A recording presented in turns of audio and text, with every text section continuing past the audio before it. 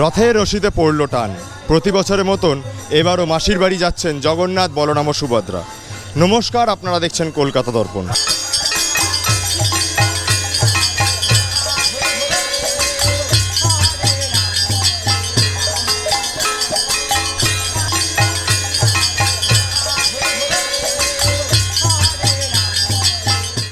নমস্কার, আমাদের এবছর প্রথম রথযাত্রা। কেন বলছি, আমাদের এই ২৬ নম্বর ওয়ার্ডে যে একটি মন্দির তৈরি হয়েছিল আগের বছর, এরা তৈরি করেছিল তৃণমূল থেকেই, তবে সেখানে পূজা অর্চনা কম কিন্তু প্রচারটা বেশি ছিল।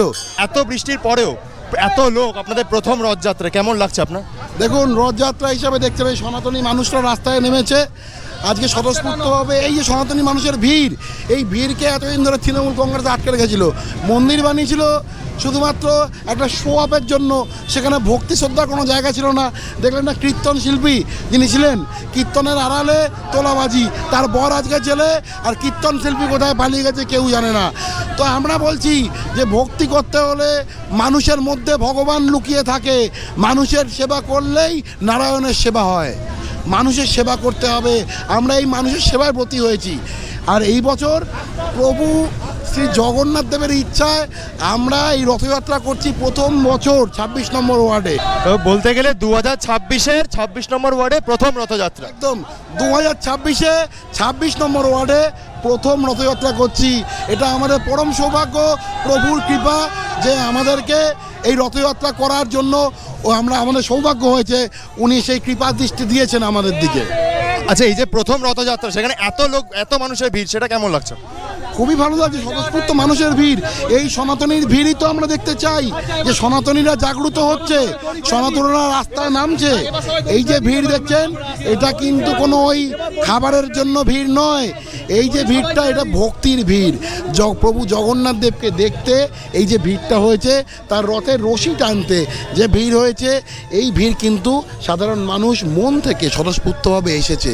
এই ভিড় সেই ভিড়। এই ভিড় কিন্তু এই ৫০০ টাকা দিয়ে ভোটের আগে বাড়িতে চাল ডাল দিয়ে আনা ভিড় নয়। এই ভিড় মানুষের স্বতঃস্ফূর্ত ভিড়। এই ভিড় শ্রদ্ধার ভিড় প্রভু জগন্নাথের দেবের প্রতি। আর এই বছর আমরা প্রথম যে অনুষ্ঠান করেছি, তাতে যা সাড়া পেয়েছি, আমরা আপ্লুত। এত মানুষের সাড়া পাবো ভাবতে পারিনি। মানুষ যেভাবে এগিয়ে এসে স্বতঃস্ফূর্তভাবে আমাদের পাশে দাঁড়িয়েছে, তার জন্য আমরা সত্যিই কৃতজ্ঞ। আর কৃতজ্ঞ আমরা প্রভু জগন্নাথ দেবের কাছে। ওনার কৃপাদৃষ্টি ছিল বলেই আমরা এই প্রোগ্রাম সাকসেসফুলি আনতে পেরেছি। অলমোস্ট আমরা কিন্তু প্রায় ২ থেকে ২.৫ কিলোমিটার রাউন্ড মেরেছি পুরো ওয়ার্ডটা। এটা প্রথমে আমরা ভেবেছিলাম হবে না, গাছের ডাল তার, ভেবেছিলাম রথ যাবে কি না। হ্যাঁ, কারণ রথটা খুব মুমূর্ষু অবস্থায় ছিল, সেই রথকে আবার ঠিক করা হয়েছে। তো অবশেষে প্রভুর কৃপায় আমরা সফল হয়েছি। জয় জগন্নাথ, জয় জগন্নাথ, জয় জগন্নাথ।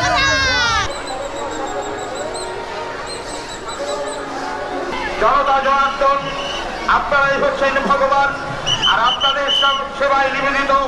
আমরা সেবা ধর্মের আদর্শে প্রতি হই, মানুষের সেবাই হোক আমাদের একমাত্র লক্ষ্য। নাগের বাজারে রথমেলা খুব বিখ্যাত, কিন্তু এই দৃশ্য আমরা প্রথমবার দেখছি। সেই ব্যাপারে আপনি কি বলবেন? ভারতীয় জনতা পার্টি শিখিয়েছে সেবাটাই হচ্ছে আমাদের প্রধান উদ্দেশ্য। এবং দল যখন ক্ষমতায় এসছে, এখন আমাদের বিধায়ক বলেছে যে আমাদের সেবা করতে। সেবাটাই এখন আমাদের কাজ, আর কিছু না। এত মানুষের ভিড়, সে ব্যাপারে আপনি কি বলেন? মানুষের যে আবেগ, আমাদের এই নাগের বাজারের মেলা, মানে রথের মেলা, দীর্ঘ বছর আমাদের জন্মাবার বহু আগে থেকে এই মেলা চলে। কিন্তু এইবার সরকার আসার পর আমরা তো প্রকৃতিকে তো আটকাতে পারবো না। প্রকৃতিকে ধন্যবাদ জানাই যে আজকের দিনে এত সুন্দর পরিবেশ দিয়েছে, বৃষ্টির মধ্যে দিয়েছে, বৃষ্টি দিয়েছে। তো প্রকৃতিও তো অনুভব করবে যে এই রথের উৎসবটাকে। তো সেই কারণে আমি প্রকৃতিকে কোটি কোটি ধন্যবাদ জানাই। দ্বিতীয়ত, আমাদের বিধায়ক বলেছেন যে যাই হোক না কেন, সেবাটা তোমাদের চালিয়ে যেতে হবে। ঝড় জল বৃষ্টি সব কিছু ভুলে গিয়ে শুধু সেবাটাই আমাদের লক্ষ্য। এই মুহূর্তে নাগের বাজার মোড়ে দুটো রথ একসাথে। এক হচ্ছে নাগের বাজারে বিখ্যাত রথ, তার সঙ্গে এসে পড়েছে ইমামি সিটির রথ।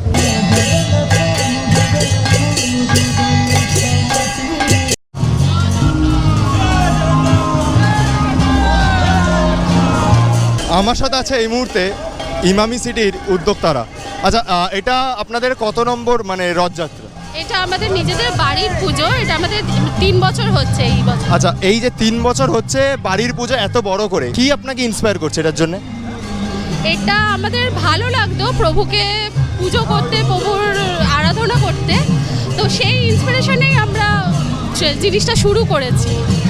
আচ্ছা, এখানে দেখতে পাচ্ছি বয়স্ক লোক থেকে শুরু করে বাচ্চা সবাই আছে, তো সবাই যে এখানে একসঙ্গে একসাথে হয়ে এটা করছে সেই বিষয়ে আপনি কি বলবেন? এটা তো আমাদের পরম সৌভাগ্য যে সবাই এসে আমাদের সঙ্গে এটা করছে, যার জন্য মানে এটা আমি খুবই প্রভুর বলবো যে এটা খুবই বড় আশীর্বাদ যে সবাই আমাদের সঙ্গে মিলিত হয়ে এটা করছে। এর থেকে বেশি কিছু আর কিছু চাই না।